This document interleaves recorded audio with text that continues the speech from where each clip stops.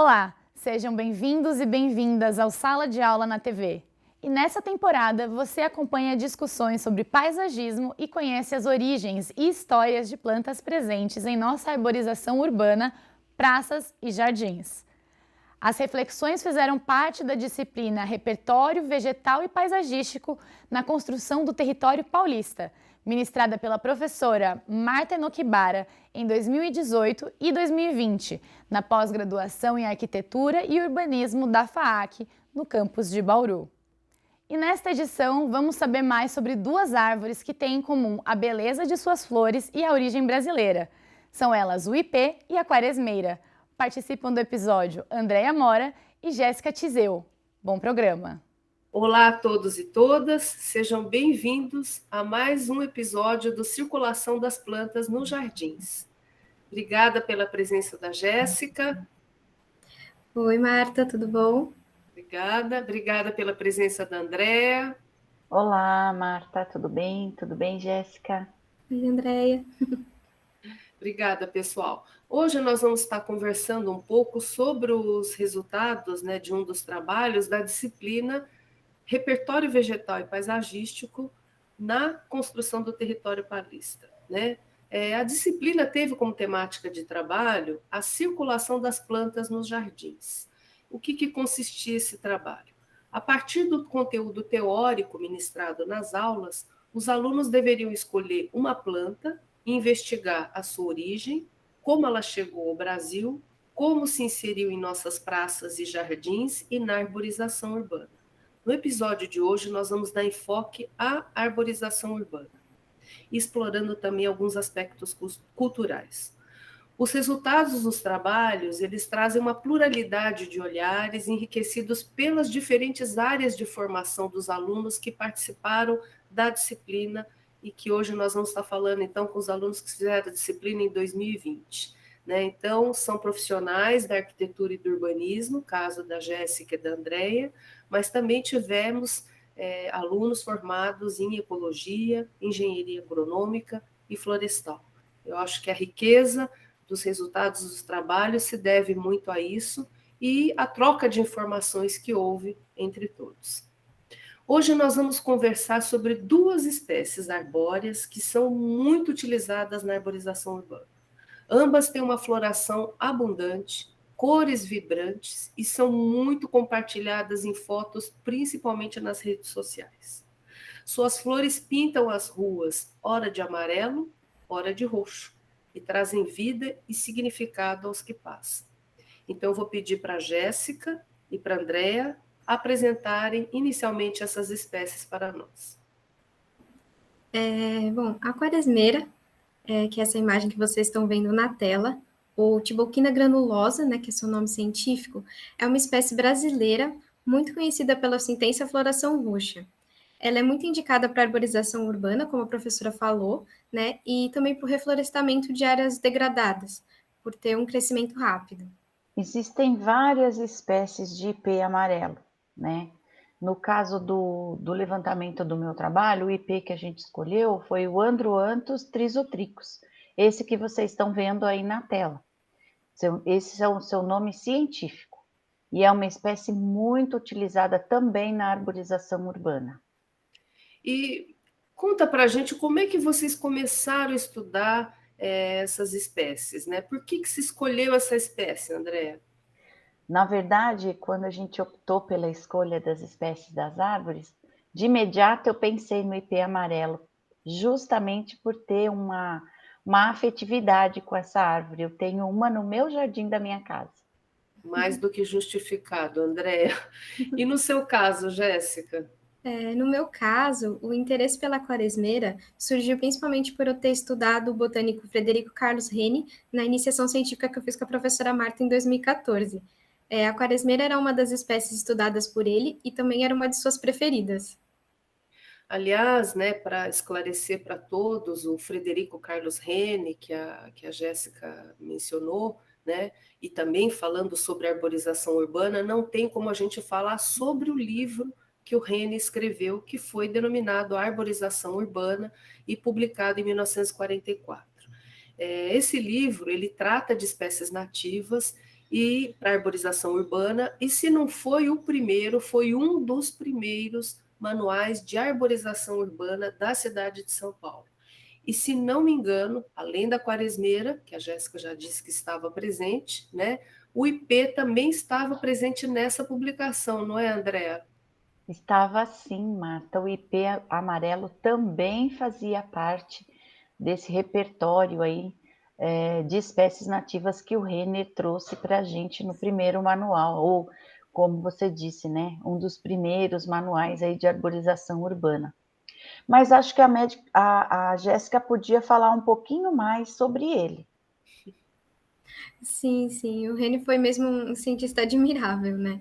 Ele esteve à frente de várias instituições de estudo da botânica brasileira e, além de participar de várias expedições para o estudo da nossa flora, ele também foi responsável pela criação e direção de vários hortos e também do atual Instituto de Botânica e do Jardim Botânico daqui de São Paulo. Bom, a pesquisa, né, sobre esse livro Arborização Urbana, ela teve vários desdobramentos. Então, primeiro ela iniciou com a pesquisa da Jéssica, né, que foi o objeto de iniciação científica, e agora do seu mestrado, né, Jéssica?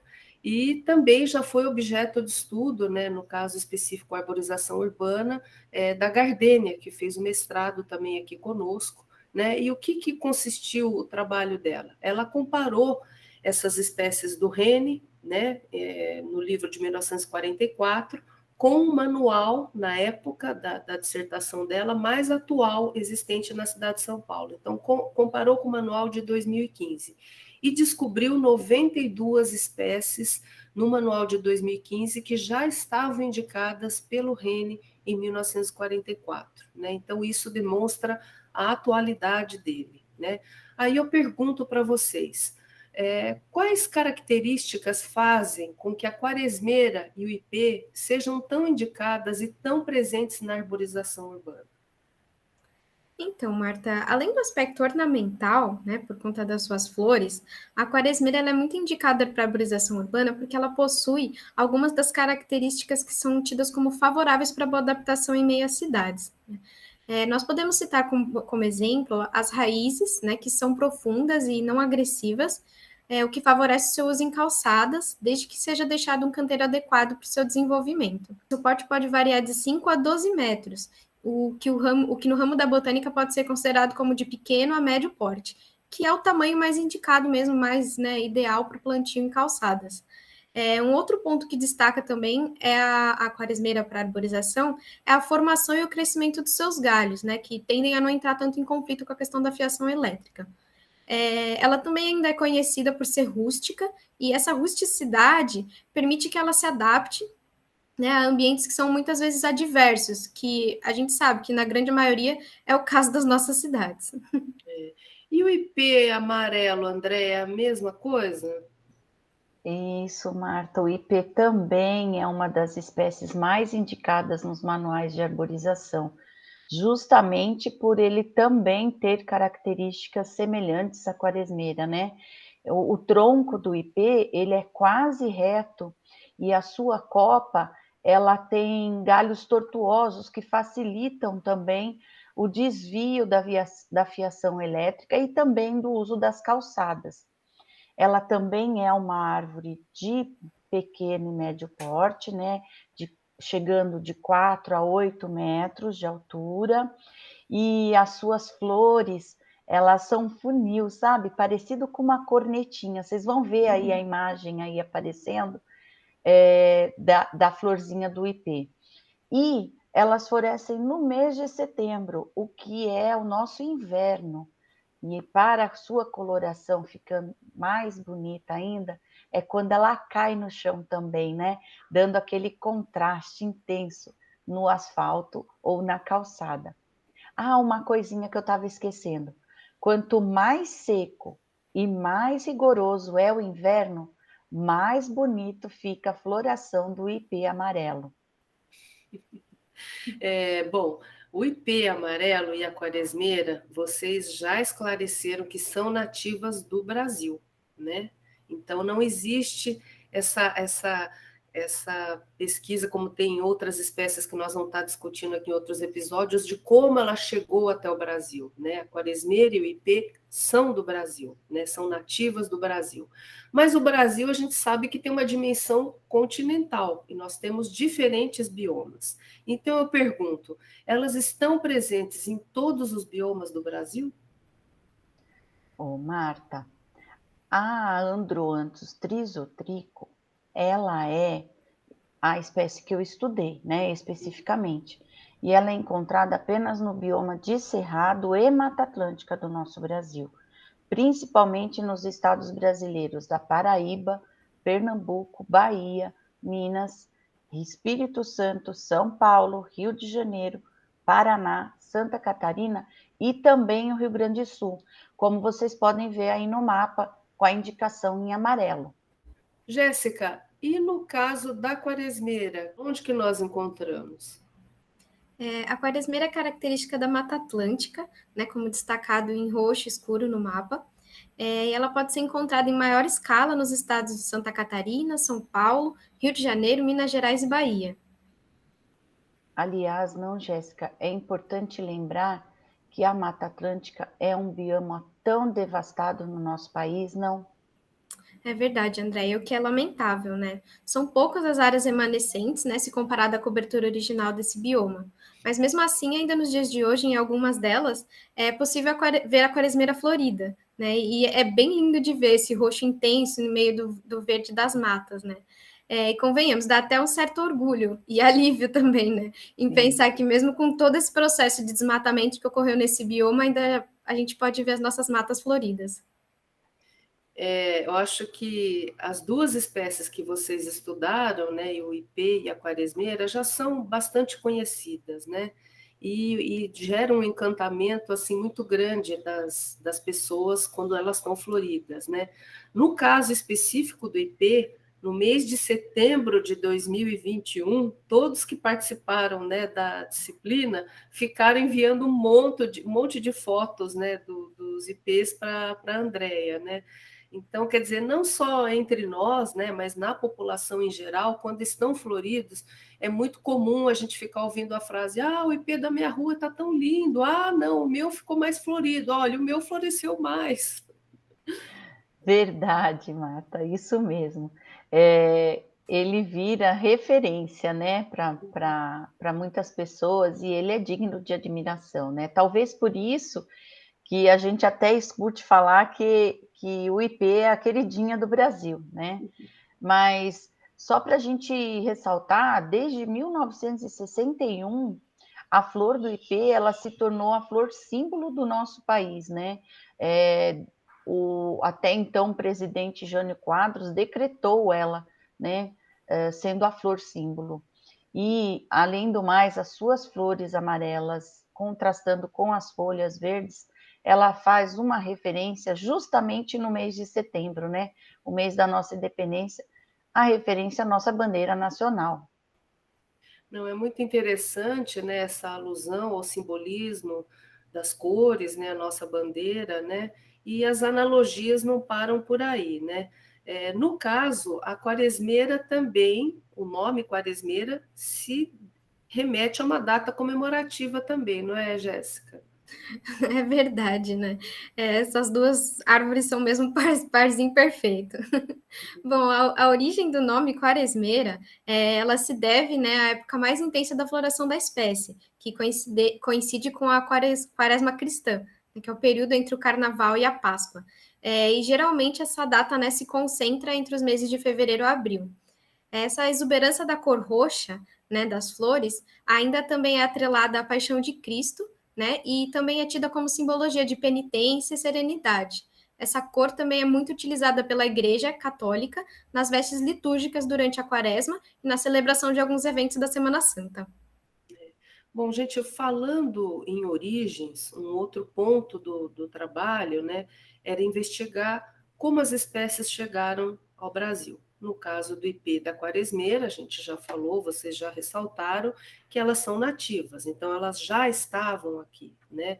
Mas vocês conseguiram encontrar quem foram os primeiros botânicos que identificaram essas espécies nas matas? Bom, o ipê amarelo e quaresmeira são os nomes populares, né? Os Exato. nomes científicos de uma planta, eles são formados por duas palavras, o seu gênero e a espécie.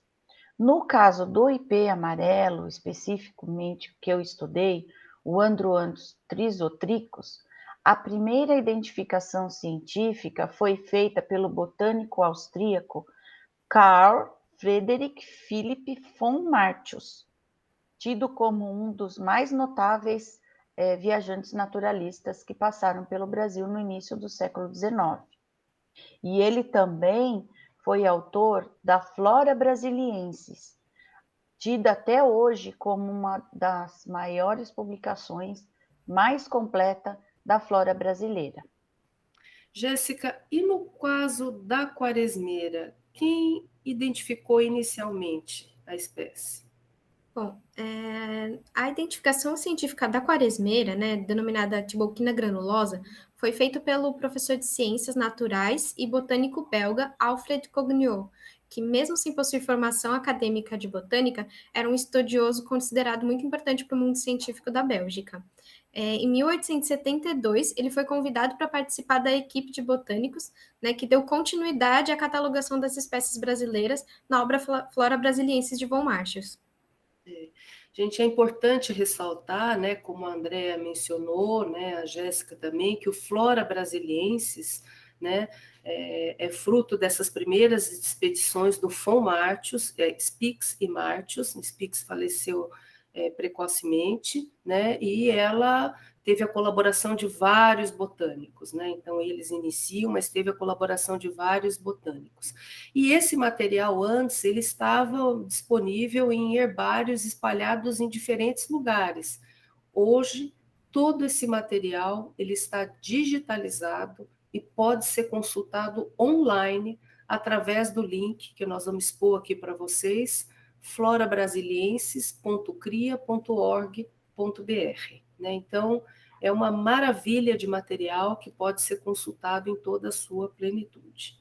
Bom, agora que essas espécies já foram devidamente apresentadas, vamos ao enfoque assim que mais nos interessa. Como essas espécies apareceram nas nossas cidades, na arborização urbana e nos jardins? Especificamente na cidade de São Paulo, o ipê tem uma trajetória interessante e que foi estudada pela professora Eliane Guaraldo em sua tese de doutorado.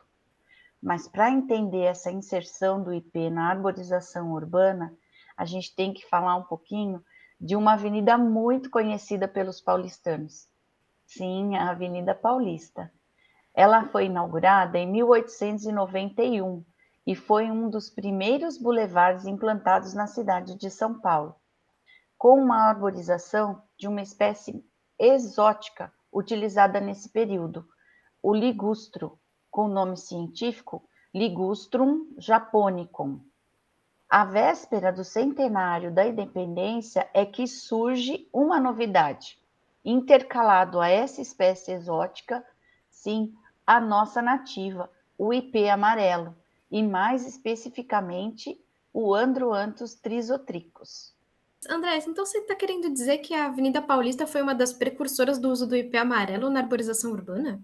Isso mesmo, Jéssica. Uau. Ela que foi a que trouxe o ipê amarelo para a nossa arborização urbana. Então, Jéssica, e a quaresmeira, né? Como foi a introdução dela na arborização urbana em São Paulo? Bom, também segundo Eliane Guaraldo, né, essa pesquisadora, né, professora que a Andrea citou, as quaresmeiras aparecem expressivamente no cenário do repertório vegetal paulistano em um período posterior, né? Enquanto o ipê amarelo aparece nesse primeiro momento em que estão começando a se utilizar as espécies nativas, a quaresmeira aparece entre 1920 e 1923, também na região da Avenida Paulista, mas não na avenida propriamente dita, né? Ele aparece no Parque Paulista, né, atual Parque Tenente Siqueira Campos, mais conhecido como Parque Trianon, né, que fica de frente com o MASP, e é um parque que que tem uma área remanescente de Mata Atlântica. É interessante reforçar isso que vocês estão colocando, porque nós estamos num momento histórico, início do século XX, que nós temos duas novidades na Avenida Paulista. Uma mudança do repertório vegetal, com a introdução de espécies nativas na arborização urbana, né? Então, tinha ligustros, começa a ser intercalado com o ipê amarelo, e às vésperas do centenário da independência, e um parque que preserva a vegetação nativa ao invés de derrubá-la. Nesse momento, né, do centenário da independência, na discussão entre os botânicos, os artistas, os poetas, a discussão era, mas o que é nosso? Né? O que é mais característico nosso? Então, os botânicos, os poetas, os escritores, os artistas vão dizer, olha, é a nossa vegetação, é a nossa mata. Então, o ipê amarelo, com aquela exuberância, ela realmente fica em primeiro plano, no visual, na Avenida Paulista. Né?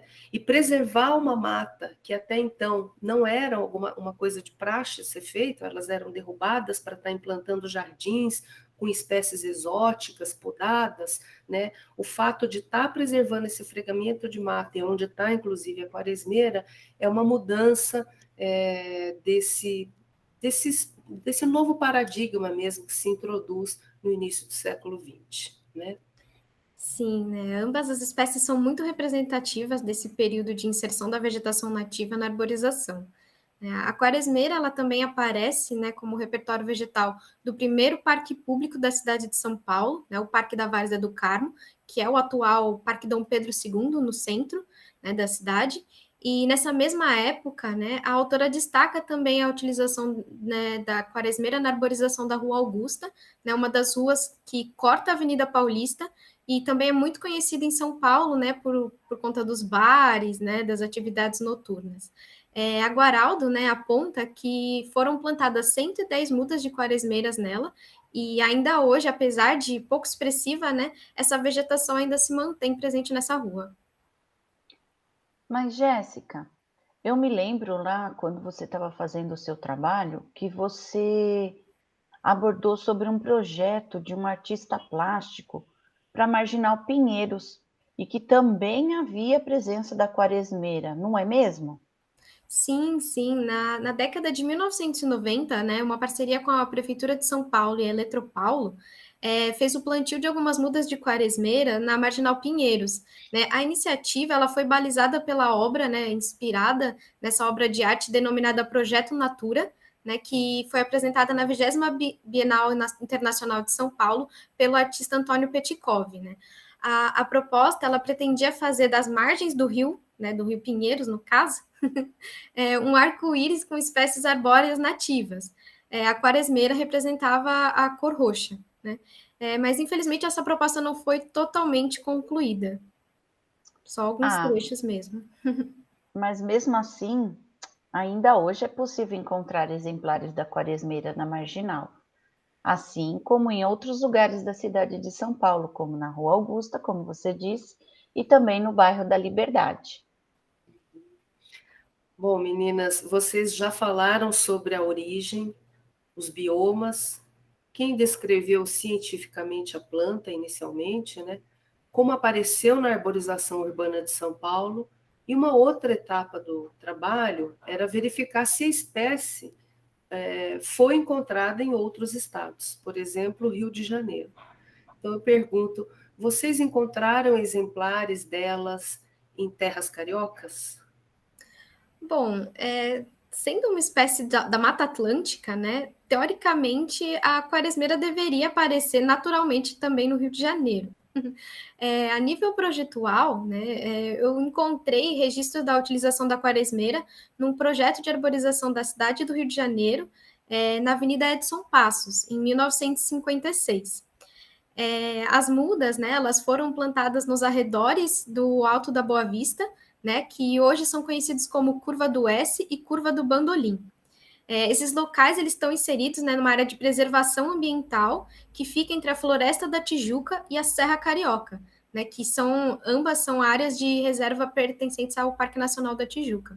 Aliás, essa Floresta da Tijuca, né, foi um dos lugares em que Rene comentou, né, e coletou material sobre essa espécie.